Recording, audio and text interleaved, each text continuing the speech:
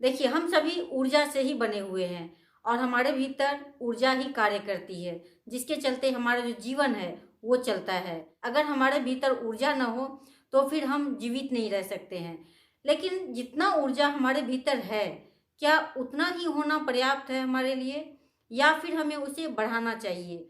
जब हम ऊर्जा को बढ़ाते हैं तो इससे हमारा जीवन बहुत ही ज़्यादा व्यवस्थित होने लग जाता है। जहाँ तक लोग पहुँचने के बारे में सोच भी नहीं सकते हैं, वहाँ भी वो व्यक्ति बहुत ही आसानी से पहुँच जाता है। यही अंतर हो जाता है कि जो व्यक्ति अपनी ऊर्जा को बढ़ाता है और सही जगह में उसे लगाता है, वो व्यक्ति बहुत ही बड़े-बड़े कार्यों को कर लेता है। और जो नॉर्मल व्यक्ति है, जो कि अपनी ऊर्जा को बढ़ाता नहीं है, उसके भीतर जितनी ऊर्जा है, उसी से वो दिन भर का जो कार्य है, उसे ही करके शाम तक थक जाता है। उसके अलावा वो कुछ भी नहीं कर पाता है। आज मैं आपको 8 तरीका बताऊँगी जिसके द्वारा कि आप ऊर्जा की बचत कर सकते हैं, यानी कि अपने भीतर की ऊर्जा को आप बढ़ा सकते हैं और फिर आप उसे जहाँ चाहें वहाँ पे आप लगा सकते हैं और जो चाहे करना वो कर सकते हैं आप। जिस व्यक्ति के भीतर कम ऊर्जा होती है, वो व्यक्ति बहुत ही जल्दी थक जाता है, परेशान हो जाता है। और दूसरा व्यक्ति जो कि एनर्जी से भरपूर है, देखिए वो दिन भर ऐसा लगेगा कितना भी काम को कर ले, लेकिन शाम को जब आप उसे देखेंगे तो ऐसा दिखेगा जैसे कि अभी-अभी वो सोकर उठा है और कितना तरोताज़ा दिखता है। तो यही अंतर होता है, जिसके भीतर ऊर्जा की लेवल बहुत ही अधिक हाई होती है, तो वो सभी कार्यों को करते हुए भी थकता नहीं है, और जिसके भीतर ऊर्जा की कमी होती है, वो व्यक्ति बहुत ही जल्दी थक जाता है और फिर जीवन में वो बहुत कुछ नहीं कर पाता है। तो चलिए जानते हैं कि वो कौन-कौन से पॉइंट्स हैं, जिससे कि हम अपनी भीतर की ऊर्जा की बचत कर सकते हैं। मैं संगीता आप सभी भाई-बहनों का स्वागत करती हूँ जीवंत जीवन चैनल पे। कैसे हैं आप सब? उम्मीद करती हूँ आप सभी स्वस्थ होंगे, प्रसन्न होंगे। पहला जो पॉइंट है वो है कम बोलना। देखिए, बहुत से लोग होते हैं जो कि बहुत ही ज़्यादा बोलते हैं और बोलने में बहुत ही ज़्यादा एनर्जी लगती है। आप देखिए, दिन भर कुछ भी मत करिए, केवल बोलते रहिए और शाम को देखेंगे कि ऐसा एकदम थक जाएँगे, लगेगा जैसे कितने सारे कार्यों को आपने कर लिया है, ऐसी थकान होती है। क्योंकि जो हम बोलते हैं उसमें बहुत ही अधिक मात्रा में ऊर्जा की खपत होती है। तो इसीलिए जो व्यक्ति जितना कम बोलता है, वो व्यक्ति उतना ही अधिक अपनी ऊर्जा को बचाता है। तो जितना हो सके कम से कम बोलिए, जितना अनिवार्य है बोलना उतना ही बोलिए। कम बोलने से आपकी बातों को लोग सुनेंगे भी ध्यान से और आपका कार्य भी हो जाएगा और साथ ही आपकी ऊर्जा की भी बचत हो जाएगी। तो इतने सारे फ़ायदे हैं इसके। इसीलिए जहाँ ज़रूरत हो वहीं पे बोलिए, जहाँ ज़रूरत नहीं हो वहाँ पे बिल्कुल शांत हो जाइए, मौन धारण कर लीजिए। दूसरा जो पॉइंट है, वो है छोटी-छोटी बातों में ना उलझें। अगर कोई व्यक्ति छोटी-छोटी बातों में ही उलझना सीख जाता है, इससे क्या होता है कि वो अपने जीवन में आगे नहीं बढ़ पाता है। क्योंकि जो व्यक्ति छोटी-छोटी बातों में उलझता रहेगा, उसकी एनर्जी तो वहीं पे खप जाएगी, तो फिर वो आगे कैसे बढ़ेगा? तो इसीलिए अगर कुछ छोटी-मोटी बातें हो भी जाती है, तो उसमें आपको उलझना नहीं है, उसे छोड़ दीजिए और आगे बढ़ते रहिए कि आपको अपनी एनर्जी की बचत करनी है, आपको व्यर्थ में उसे खपाना नहीं है। उसे आप अगर बचा के रखेंगे, तभी आप कुछ कर पाएँगे। तो इसीलिए जो छोटी-छोटी बातें होती हैं ना, उसमें बहुत ही अधिक एनर्जी की खपत हो जाती है। क्योंकि देखिए ना, दिन भर में देखेंगे तो बहुत सारी ऐसी बातें आती है सामने, जो कि छोटी-छोटी ही बातें होती है। बड़ी-बड़ी बातें तो कभी-कभार ही सामने आती है और छोटी-छोटी बातों में ही लोगों की जो एनर्जी है, वो वहीं पे खप जाती है। तो इसीलिए छोटी बातों में उलझना छोड़कर आगे बढ़ते चले जाइए। तीसरा जो पॉइंट है, वो है बहुत ज़्यादा नहीं सोचना चाहिए। अब कोई-कोई व्यक्ति ऐसे होते हैं जो कि करते बहुत कम है, लेकिन सोचते बहुत ही ज़्यादा है। दिन भर में इतना ज़्यादा सोच लेते हैं कि देखते हैं कि सोचते-सोचते ही उनकी जो एनर्जी है वहीं खप जाती है। क्योंकि देखिए, हर एक विचार के साथ, हर एक शब्द के साथ आपकी जो एनर्जी है वो तो बाहर जा रही है, जिसके कारण आपको थकान होने लग जाती है। आप जितना ही ज़्यादा सोचते रहेंगे, आपकी एनर्जी उतनी ही ज़्यादा बाहर जाती रहेगी, यानी कि व्यर्थ होती रहेगी। तो इसीलिए कम सोचिए, जो सार्थक है उसी को सोचिए और जो काम आपको करना है उसको कीजिए। इससे क्या होगा कि आपको जहाँ पे एनर्जी लगानी चाहिए वहाँ पे सही दिशा में आप एनर्जी को लगा पाएँगे और साथ ही अपनी एनर्जी की बचत भी कर पाएँगे। उसके बाद जो चौथा पॉइंट है, वो है योग, आसन, प्राणायाम करना। देखिए, अगर आप चाहते हैं कि आपकी एनर्जी लेवल बढ़े और आप हमेशा एनर्जेटिक होकर रहे, तो ये बहुत ही ज़्यादा ज़रूरी है कि आपको योग, प्राणायाम, आसन करना चाहिए। साथ-साथ देखिए, डीप ब्रीदिंग तो ज़रूर करनी चाहिए। अगर आप डीप ब्रीदिंग करते हैं, तो इससे आपकी जो प्राण शक्ति है, वो बहुत ही अधिक मात्रा में बढ़ती चली जाती है। क्योंकि प्राण शक्ति के बिना तो हमारा जीवन भी नहीं चल सकता है।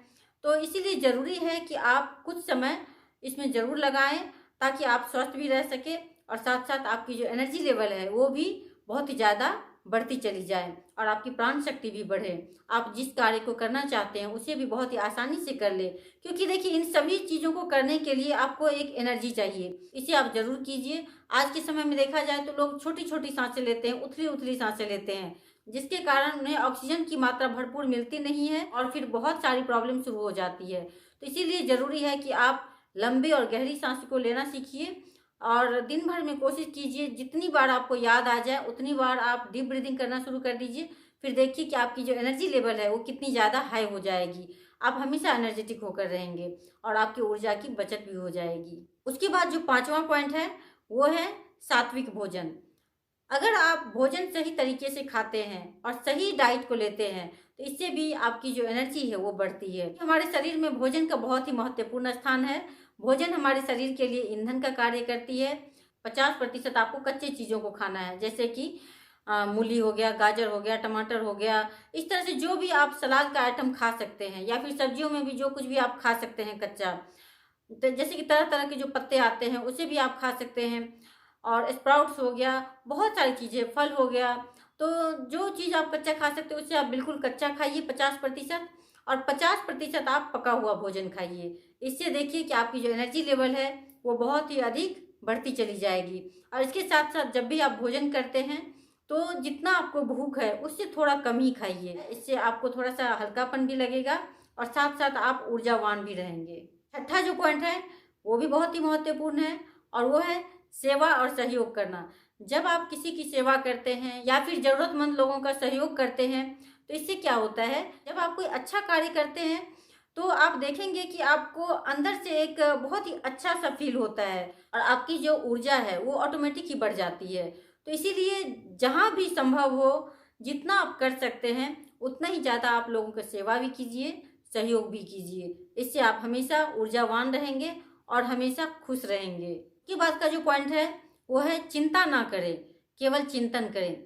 अब देखिए बहुत ज़्यादा चिंता करने से आपकी एनर्जी लेवल तो बहुत ही ज़्यादा कम होती चली जाती है।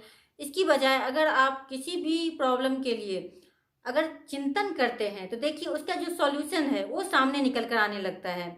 और किसी भी समस्या के लिए केवल सॉल्यूशन ही चाहिए होता है, लेकिन लोग करते क्या है कि प्रॉब्लम चाहे छोटी सी हो लेकिन इतना ज़्यादा उस पर सोचने लग जाते हैं, उसके बारे में इतना ज़्यादा चिंता करने लग जाते हैं कि उस प्रॉब्लम को जो कि इतनी छोटी सी थी उसको बढ़ाकर इतना बड़ा कर देते हैं। और फिर क्या होता है कि फिर उसकी जो एनर्जी है वो तो केवल चिंता करने में ही चली गई, तो उसका फिर सॉल्यूशन कहाँ से आएगा? उस प्रॉब्लम को सॉल्व करने के लिए जो कार्य करना है वो फिर कैसे कर पाएंगे?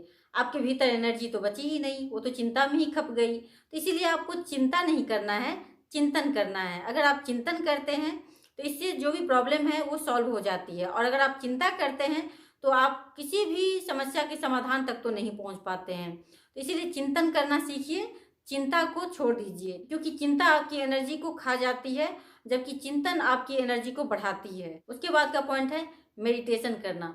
देखिए मेडिटेशन करना आज के समय में हर किसी के लिए ज़रूरी है, चाहे वो कोई बच्चा हो, युवा हो या फिर बुजुर्ग हो, क्योंकि हर किसी को बहुत ही अधिक मात्रा में एनर्जी चाहिए। और वो जो एनर्जी है आपको कहाँ से प्राप्त होगी?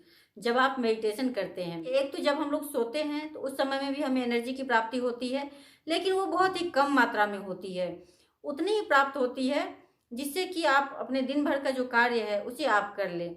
लेकिन जब आप मेडिटेशन से जुड़ते हैं, मेडिटेशन करने लग जाते हैं, इससे कम ही समय में आप मेडिटेशन करके बहुत ही अधिक मात्रा में कॉस्मिक एनर्जी को प्राप्त कर लेते हैं, जिससे कि आप सभी कार्यों को बहुत ही आसानी से कर भी लेते हैं। उसके बाद भी आप हमेशा तरोताज़ा रहते हैं और आप आगे जो कुछ भी कार्य को करना चाहते हैं वो भी बहुत ही आसानी से कर लेते हैं। और ये तभी हो सकता है जबकि आप मेडिटेशन से जुड़ें। तो ये सभी इतने सारे पॉइंट्स थे जो कि आपकी एनर्जी लेवल को बढ़ाती है और फिर जीवन में आपको आगे बढ़ाती है, क्योंकि बिना ऊर्जा का आप आगे बढ़ नहीं सकते हैं। आपने भी देखा होगा कि जब मोबाइल डिस्चार्ज हो जाता है तो आप उसे चार्ज में लगाते हैं, क्यों? क्योंकि उसे चार्ज करना है।